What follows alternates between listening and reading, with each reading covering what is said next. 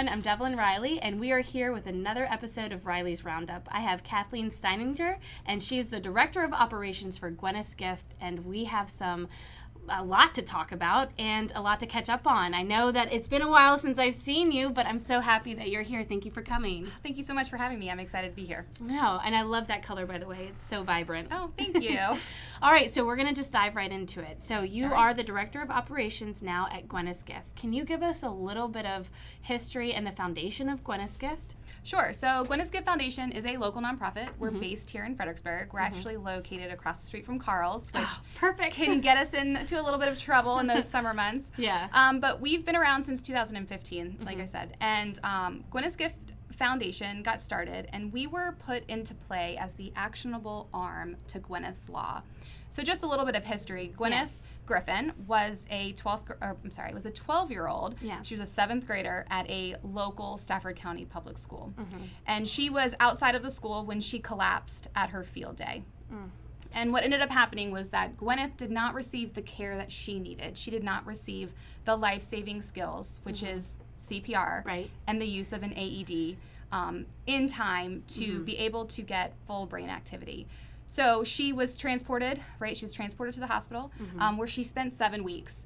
And during that time, they were able to get her in a really good place, but they were not able to get her brain activity back. Wow. So she did end up passing, a few weeks after her 13th birthday. Oh my gosh. And right after that, her parents jumped into action, and they jumped into changing the laws. Like, this happened to Gwenyth. How can we stop this from happening to anyone else, right? This is unacceptable in our schools. It happened at a school. It did. It did. It could happen to anyone. Yes. So their goal is to stop this. So Gwenyth's Law has 3 parts to it. Okay. The first being that all public schools in the Commonwealth have to have AEDs. So that's elementary, middle, and high school. Wow. Before Gwenyth's Law, the AEDs were only required in the high schools. Okay. So now it's expanded that a little bit. The second part is that teachers have to have the hands-on component of CPR training. Yeah. So before, they had to take a course, right? They did not have to be certified, and they still don't have to be certified. But what they have to do is practice those compressions, right? How does it work? What does it feel like? Right. So that they can get comfortable. And that's all teachers in the Commonwealth that go to teach at public schools. The third component is that all graduating seniors have to graduate with hands-only CPR. Wow. Which is awesome. Yeah. So every year it puts an additional roughly 80,000 lifesavers into our community. Right. They typically get hands-only CPR in their sophomore year during their health class.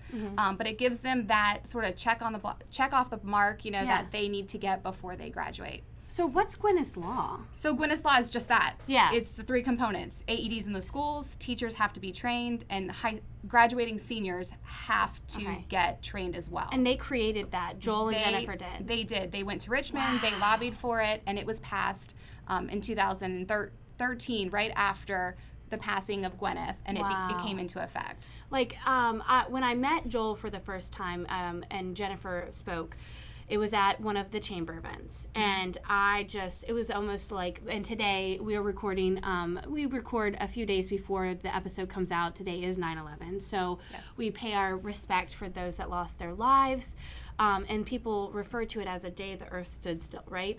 When I listened to their story and heard how they responded, my heart stood still. How could somebody be so strong to get past their pain and to do this to save?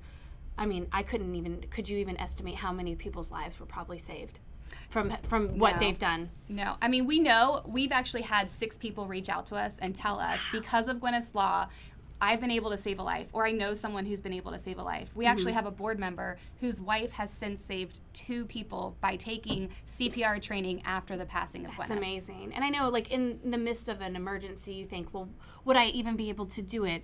You get focused. So if you know the technique, everybody should be. At the Y, all of our staff is trained CPR. So we're CPR certified. Absolutely. It's an incredibly important skill that anyone can learn. And that's what we try to do at Gwenyth's Gift Foundation. We know that in an emergency, you don't know how you're going to respond. Are you going to cry? Are you going to laugh? Are you going to shut down?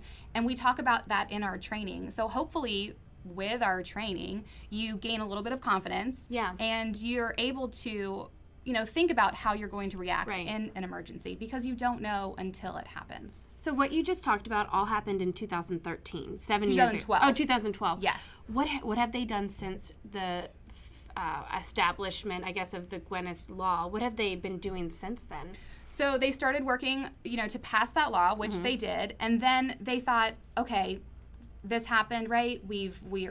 We're in the schools now, we're making that difference, but what about our own community? What about our own backyard? Taking care of our community members, our neighbors, all of that. And that's how Gwenyth's Gift Foundation got started. Wow. So 2015 is technically when we got started, and it got started in their home office. Wow. Doing the research, how do we do this? How do we become a nonprofit? How do we get our designation? We are a 501c3, we are publicly funded, all of those things.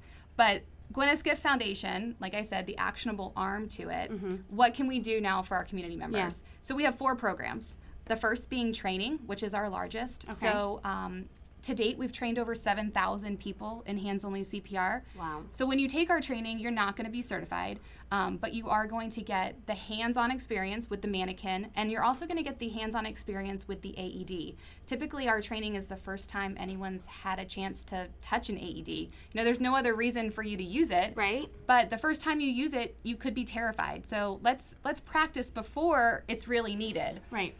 So we do training all the time. We try to do as many as we can, and we'll train anyone, schools, churches, businesses, whoever.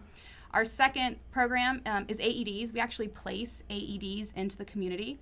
We've placed over 50 since we've gotten started in 2015. Yeah. And they are all over the Rappahannock region. We've placed them in Richmond, in Northern Virginia, which is great. An AED can save a life. They're expensive, right? They are expensive. And they are given through an application application process. Yeah. So someone applies, we take a look at it, are there people who are trained? Do they want a training?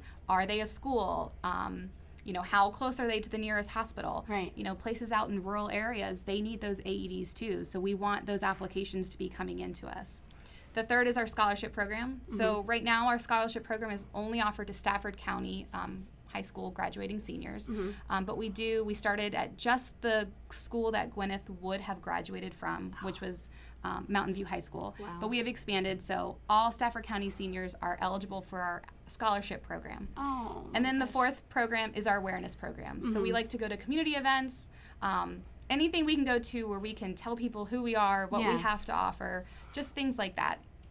That's such a well-rounded nonprofit, and they did all of this. This evolved over the course of the last 5 or so years. Yep, for the last 5 years they've been working on this. And like I said, it started in a small home office, and we've expanded into an actual office where we've got 4 staff members, and we're busy, and that's what we like to be busy. Oh, right, because what you're doing, the end result is saving lives. Yes. So what do you guys have any goals right now? Yeah, so our goal is we always are trying to increase those numbers, right? We want to train people, and I'll say that once, I'll say it 100 times. We want to train people.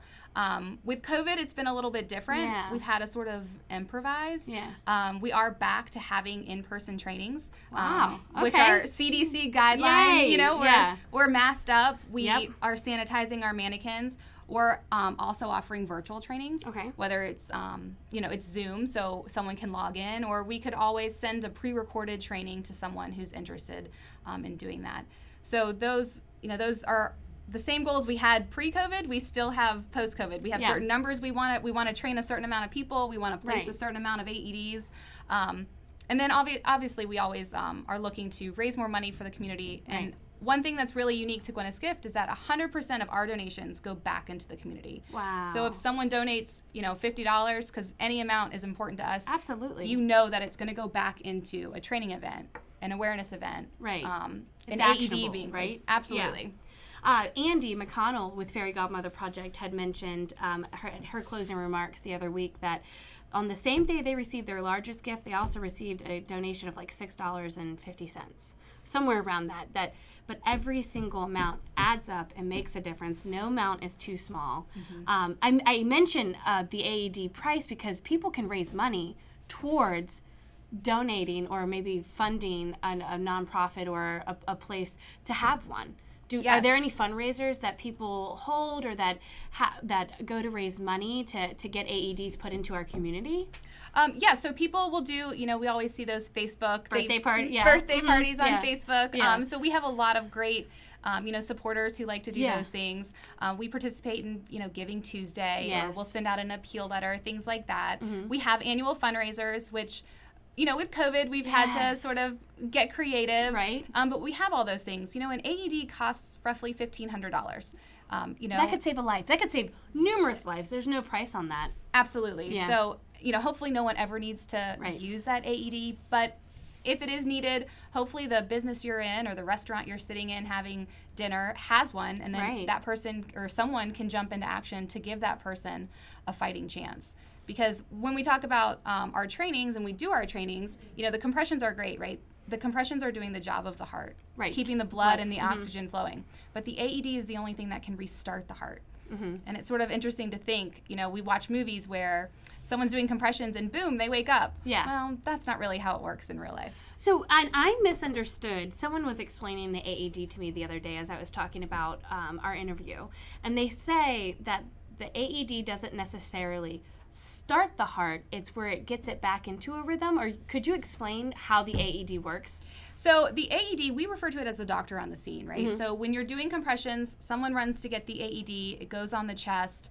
The AED walks you through the process. Yeah. It won't let you skip a step. It won't let you accidentally shock someone. Yeah. So you put the pads on the chest and they immediately start analyzing the heart. Yeah. Right? What's the heart doing? Is there any sort of rhythm? Right. And that's all inside the machine. We don't even know about it. Wow. But if the heart needs to be shocked to get it back into rhythm or to get it started again, the device will tell you when to shock that person. Now, the person might need to be shocked once. It might need to be shocked 3 or 4 times. Right. It just depends. Right. So the AED takes care of all of that. I'm not going to know if the heart is... Which one to do, right? Yeah, if the heart's being, weird or beating too fast. We don't take care of... The AED takes care of all of that. So it gets it back on a regular, beat cycle to keep that person alive. That's fantastic. Until help can come and then take them. That's fantastic. I know COVID's been crazy. We just say COVID now, 2020. But you had some big fundraisers that got postponed. Could you tell us a little bit about what to look forward to in 2021? Yeah, absolutely. Okay. So Gwenyth's Gift actually brought the Mom Prom, which you might have heard about it. It's been in Richmond and the Hampton Roads area, but we've brought it to the Fredericksburg area, which we're pretty excited about. Yeah. So we did have to cancel, but it is rescheduled for April of 2021. Okay. It's going to be at the Jepson Center. So Mom Prom is just the way we refer to it as a ladies' night out for charity. Yeah. Do you have to be a mom? No. Right? That's not how it works. But it's just a fun night out with your girlfriends where you can have some good food and get dressed up. It could be a bridesmaid's dress that you love that you never wore again, or... Do those exist? I'm not just kidding. Sure, but maybe. Or a dress that, you just love in your closet that you want to wear a second time. So our Mom Prom is in April, and then we have our whiskey business, which is a pretty I was going to ask you about that. Okay, so tell us. Yeah, so our whiskey business is going to be at the Old Silk Mill. That's where we like to have it if possible every year. So it is on the calendar for September of 2021. Oh man, I got so excited. Know, we had to cancel, and we just canceled a few weeks ago. But it is on the calendar for next year, and the theme this year is Scottish Highlands. So have you seen Highlander? I have, yes. Oh, I'm so in love. Yes. Yeah. Mm-hmm. So we are always going to have like bourbon whiskey. We'll have an open bar with your ticket purchase. Lots of fat. If you like bourbon, it's the place to be. We'll have Blanton's, we'll have Buffalo Trace, all of that good stuff. But then we actually have a tasting experience where we have different tasters who are going to be bringing in scotches that you can, try. If scotch isn't your thing, then you have whiskey, beer, and wine. But if you want to, expand your palate a little bit, try the scotch. And so that'll be going on next year. And then we'll have, Scottish themed food and desserts and all of that. Yeah, it's going to be a good time. Will you have the men? There are not any men with accents coming in? Well, we will have, we're going to try and make it as authentic of an experience as possible. So as we get closer and... we'll have more teasers available online, but we've got some pretty fun things in the works. Oh, We're I'm excited. excited. Yeah. So the money that is raised in these events, do they go to something specific? Do they go It goes all programs. Okay, all programs. Like I said, 100% of our donations go to our programs. So if someone buys a ticket, right, I don't want people to think it's going to pay our office electric bill for the month. That's not how it works. It 100% goes to programs. So it's paying for that community training event. You know, Gwenyth's Gift Foundation likes to be out at Stafford County Dare Day, National Night Out, in our schools, in our churches, wherever people want to be trained, that's where we like to be. So it goes to fund those. Okay. We always make sure that we have enough mannequins for an entire place, you know, an entire organization that wants to be trained. And then it funds, you know, our AEDs, scholarships, our awareness stuff, so anything like that.